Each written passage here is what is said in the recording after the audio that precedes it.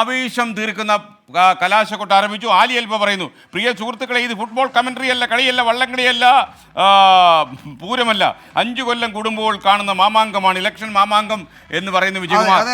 ശരിയാണ്. പക്ഷേ നമ്മളെ സംബന്ധിച്ച് ഇതെല്ലാം ഒരു ഫെസ്റ്റിവൽ ആണല്ലോ. തീർച്ചയായിട്ടും നമ്മുടെ സ്ഥാനാർത്ഥികളൊക്കെ തയ്യാറെടുക്കുന്ന പോലെ തന്നെയാണ് നമ്മളും തയ്യാറെടുക്കുന്നത്. ഒരു തെരഞ്ഞെടുപ്പ് ഉത്സവത്തെ അതിന്റെ മുഴുവൻ ഭംഗിയിലും അതിന്റെ ശോഭയിലും ശക്തിയിലും പ്രേക്ഷകരിലേക്ക് ഒരു ദൃശ്യവും പാഴാകാതെ സന്നിവേശിപ്പിക്കുക, ആ പ്രാഥമിക ചുമതലയാണ് നമ്മൾ ഏറ്റെടുത്തിരിക്കുന്നത്.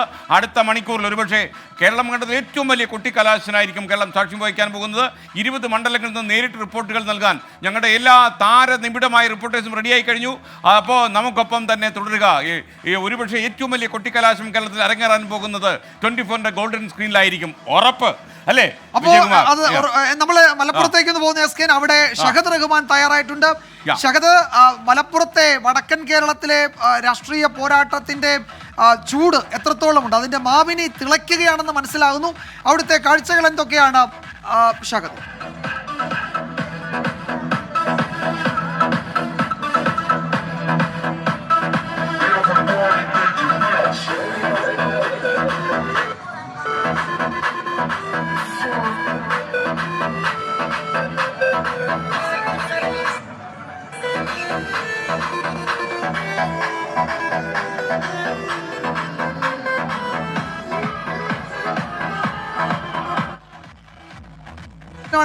ഈ നമ്മളുടെ ചോദ്യം കേൾക്കാൻ കഴിയാത്ത തരത്തിലുള്ള, കാരണം അവരുടെ ചെവി അടിച്ചു പോയി. മാത്രമല്ല 39 ദിവസത്തെ പ്രചാരണമാണെന്ന് അവസാനിക്കുന്ന ഈ 38 ദിവസങ്ങൾ കടന്നുപോയിരിക്കുന്നു. ഈ 38 ദിവസങ്ങളിൽ നമ്മുടെ പ്രിയപ്പെട്ട റിപ്പോർട്ടേഴ്സ് എല്ലാം തന്നെ രാവിലെ നേരം സൂര്യൻ ഉദിച്ചു കഴിഞ്ഞാൽ, പുലർന്നു കഴിഞ്ഞാൽ അല്ലെ ഫീൽഡിലായിരുന്നു. കാര്യം കടുത്ത പോരാട്ടം, കനത്ത ചൂട്, ഇത് രണ്ടും മിക്സ് ചെയ്താണ് അവർ മുന്നോട്ട് പോയിക്കൊണ്ടിരിക്കുന്നത്. ഇന്നും കടുത്ത ചൂടാണ്. പല സ്ഥലത്തും മഞ്ഞ അലർട്ട് പ്രഖ്യാപിച്ചിട്ടുണ്ട്. മഞ്ഞ അലർട്ട് ഉണ്ട് അല്ലേ? ഷഹദ് റെഡി ആയിട്ടുണ്ട്. ഷഹദിന് കേൾക്കാം.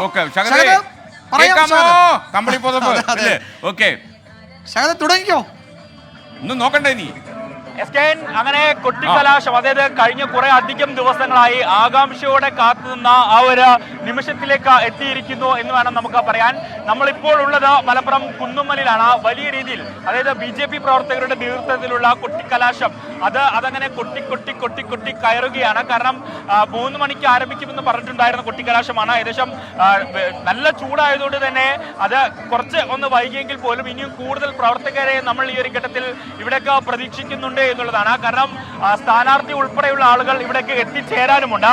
അതുകൊണ്ട് തന്നെ ഒരു 4:30-5 മണിയാകുമ്പോഴത്തേക്കും അത് അതിന്റെ മൂർധന്യാവസ്ഥയിലേക്ക് എത്തും എന്നുള്ളതാണ് ഏറ്റവും പ്രധാനപ്പെട്ട കാര്യം. മലപ്പുറത്ത് ഇത്തവണ ആദ്യം തന്നെ കൊട്ടിക്കലാശവുമായി ഇറങ്ങിയിട്ടുള്ളത് BJP പ്രവർത്തകരാണ്. തൊട്ടുപുറകെ LDF-ന്റെയും ഒപ്പം തന്നെ UDF-ന്റെയും പ്രവർത്തകർ കളം നിറയും എന്നുള്ളതാണ് ഏറ്റവും പ്രധാനപ്പെട്ട കാര്യം. അതുപോലെ തന്നെ BJP-യുടെ സ്ഥാനാർത്ഥി അബ്ദുൾ സലാം ഇതുവരെ എത്തിയിട്ടില്ല. അദ്ദേഹം അല്പസമയത്തിനകം എത്തിച്ചേരും എന്നുള്ളതാണ് നമുക്ക് മനസ്സിലാക്കാൻ സാധിക്കുന്നത്. നമുക്ക് കാണാം ചേച്ചിമാരൊക്കെ നല്ല BJP-യുടെ സാരി, അതായത്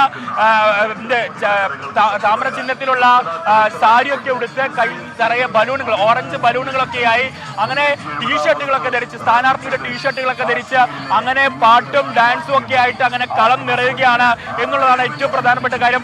ചേച്ചി, എങ്ങനെ തെരഞ്ഞെടുപ്പ് കൊട്ടിക്കലാശത്തിലെത്തി? എന്താണ് നമ്മുടെ പ്രതീക്ഷ? എന്താണ് കൊട്ടിക്കലാശം? എങ്ങനെയാണ് അടിച്ചു പൊളിക്കാണോ? ഡാൻസ് കളിക്കട്ടെ, പാട്ടൊക്കെ പാടും. അങ്ങനെ എല്ലാവരും നല്ല ഡബിൾ ഉഷാറാണ് എന്നാണ് പറയുന്നത്. നമുക്ക് കാണാം കൂടുതൽ സജ്ജീകരണങ്ങൾ. 39ാമത്തെ ദിവസമാണ്. മാത്രമല്ല UDF-ന്റെ രമേശ് ചെന്നിത്തലയുടെ പ്രസ്താവന വന്നു, കേരളത്തിൽ UDF തരംഗം വന്ന്. എന്തായാലും ഈ ഭരണത്തിനെതിരായുള്ള ഒരു വിധിയെഴുത്താകും എന്നാണ് അദ്ദേഹത്തിന്റെ പ്രഖ്യാപനം. ഇതുപോലെ ഒരുപാട് അഭിപ്രായങ്ങൾ നമ്മൾ കേട്ടു ഈ 39 ദിവസത്തെ കാലം. വളരെ നീണ്ട പ്രചാരണ കാലയളവ്. സാധാരണ നമുക്ക് ഒരു മാസം ഒക്കെ കഷ്ടിച്ചേ കിട്ടാറുള്ളൂ. മാത്രമല്ല സൂപ്പർ ചൂടും. ഈ കനത്ത ചൂടിനെ അവഗണിച്ച്, ഈ കടുത്ത പോരാട്ടത്തിന്റെ ചൂടിനെ അവഗണിച്ചൊക്കെ പ്രചാരണം നടത്തുകയായിരുന്നു. ഇത് പേരൂർക്കടയിൽ നിന്നുള്ള ദൃശ്യങ്ങളാണ് പ്രേക്ഷകർ കാണുന്നത്. വിജയപ്രതീക്ഷ പങ്കുവെച്ച് ആവേശം അതിന്റെ കൊടുമുടിയിലേക്ക് കയറ്റിക്കൊണ്ട് ആയിരക്കണക്കിന് പ്രവർത്തകർ പേരൂർക്കടയിൽ എത്തിക്കഴിഞ്ഞു. അതിന്റെ ആവേശഭരിതമായ നിമിഷങ്ങളാണ്. നിങ്ങൾക്കറിയാം, ഏറ്റവും വലിയ ത്രികോണ പോരാട്ടം നടക്കുന്ന മണ്ഡലമാണ് തിരുവനന്തപുരം. ആര് മുന്നിൽ എന്ന് പോലും ആർക്കും പ്രവചിക്കാൻ കഴിയാത്ത രീതിയിലുള്ള മത്സരം കടുത്ത പേരൂർക്കടയിലെ ആകാശ ദൃശ്യമാണ് പ്രേക്ഷകർ ഇപ്പോൾ 24-ന്റെ ഗോൾഡൻ സ്ക്രീനിൽ കണ്ടുകൊണ്ടിരിക്കുന്നത്. നമുക്കൊപ്പം തന്നെ തുടരുക. 6 മണിവരെ നീണ്ടുപോകുന്ന ഈ കുട്ടിക്കലാശത്തിന്റെ എല്ലാ വൈഭവവും എല്ലാ എല്ലാം ഒന്ന് ചിലപ്പോൾ പ്രിയപ്പെട്ട പ്രേക്ഷകർക്ക് അറിയുന്ന പോലെ ഈ ആവേശത്തിനനുസരിച്ചുള്ള വാക്കുകൾ കിട്ടിയില്ലെന്ന് വരും. അപ്പൊ നമ്മൾ അടുത്ത ആളിനെ സഹായം തേടിയ മാർഗമുള്ളൂ.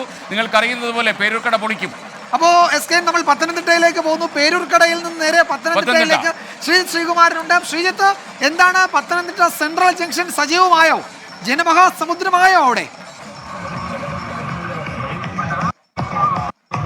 തീർച്ചയായും വിജയകുമാർ എസ്കേൻ, ആ ഒരു തെരഞ്ഞെടുപ്പ് ആവേശത്തിലേക്ക് പത്തനംതിട്ട കടന്നു കഴിഞ്ഞു. നമ്മുടെ ക്യാമറമാൻ ആ ദൃശ്യങ്ങളാണ്.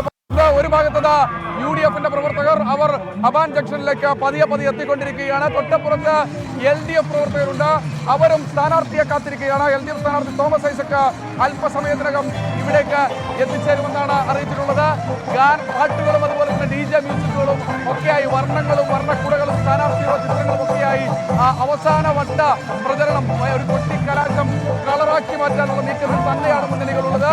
എന്തായാലും ഇവിടെ DJ ആരംഭിച്ചു കഴിഞ്ഞു. LDF-ന്റെ DJ ആരംഭിച്ചു കഴിഞ്ഞു.